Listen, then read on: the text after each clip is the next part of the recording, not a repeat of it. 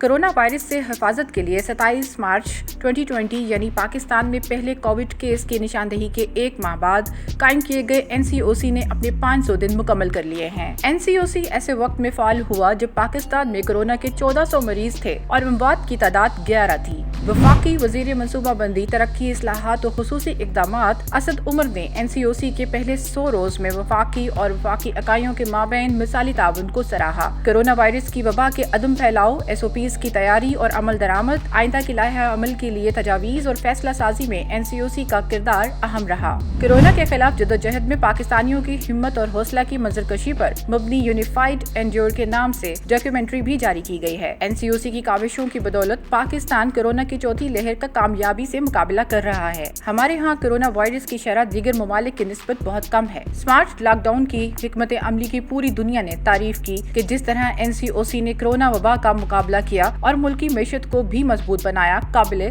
तकलीद है। वफाकी वजीर इत्तलात फवाद चौधरी ने NCOC को ट्रिब्यूट पेश करते हुए कहा कि अगर मुल्क में मुकम्मल लॉकडाउन कर दिया जाता तो इसके भयानक नताइज मुरतब हो सकते थे। वजीर आजम इमरान खान के विजन और NCOC की गाइडलाइंस पर अमल पैरा होते हुए हुकूमत ने स्मार्ट लॉकडाउन की एक मुतवाज़िन हिकमत अमली अपनाई जिसका महवर गरीब और दिहाड़ीदार तबका था। NCOC ने स्मार्ट लॉकडाउन की हिकमत अमली में तब्दीली का फैसला किया है। मुल्क भर में स्मार्ट लॉकडाउन का खात्मा अब 100% वैक्सीनेशन के बाद ही होगा। स्मार्ट लॉकडाउन वाले इलाके के हर रिहायशी की कोरोना वैक्सीनेशन होगी।